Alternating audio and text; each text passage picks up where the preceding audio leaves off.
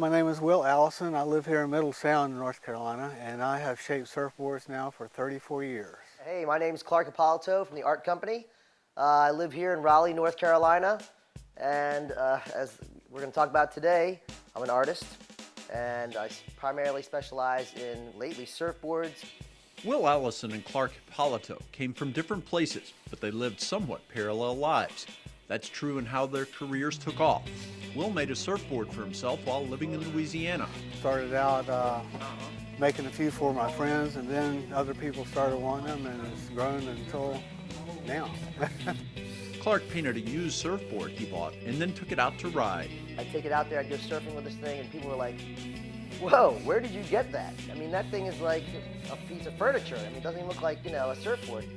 I'm like, yeah, I did it, da-da-da-da-da, and then I get people, they wanted me to paint their boards, and it just kind of turned into the Art Company. I kind of learned on my own, actually, because there weren't many people in Louisiana to ask questions to. If you would have asked me, 5, 6, 7, 10 years ago that I could make a living doing this, I would think that you're exactly the case. It goes so far that Will and Clark have essentially the same attitude about what they do for a living.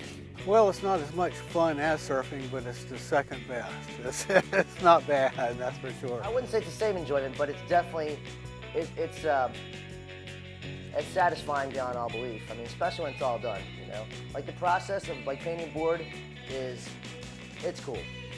Each of them, too, is well respected in what they do, and each talks about their art with passion. This is the first board I ever made, actually.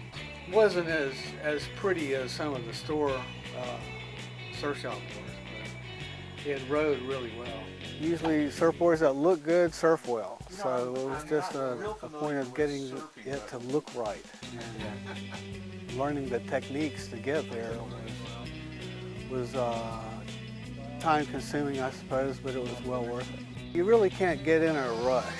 You cannot be in a hurry. You need to think the process through before you start, actually. You can take it away, but you can't put it back. So it's, it's a slow process, and I don't try to hurry through it. I shape all kinds of boards. I really like the four-fin fish style boards for around here. It seems to be very versatile. My boards have made it all over the world, actually. Some boards in Hawaii. I worked in Hawaii for a little bit, and they've gone to California and Costa Rica. I'm getting better as I go on.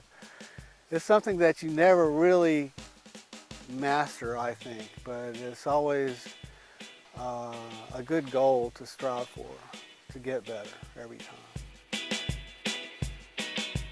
I think I started out when I was 5 or 6. My Aunt Alice gave me the standard 64 pack of Crayolas and a doodle pad, and I mean, I was kicking butt back then. So but yeah, I've gotten better since then.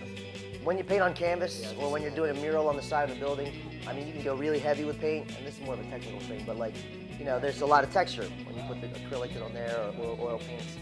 With the surfboards, you have to go really it changes your painting style a little bit, but once you do it 100 times, it doesn't matter anymore. I love Chris Craft boats, like these old wooden boats, and I had one that I restored and all that stuff, and that's where I get a lot of inspiration for some of the wood grain stuff, which is a major part of what I do. For a little while there, I thought that the direction was to go crank out a ton of boards and do production, because from a business sense, that seemed like the thing to do. But, all in all, it's worked out better to do more one-of-a-kind, unique boards, make them a little bit more rare, and that's what's really given, I think, the boards and my company more value.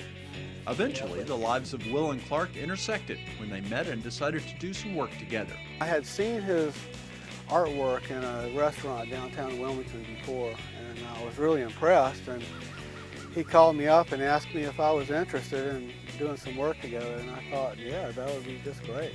I mean, I've worked with some great shapers.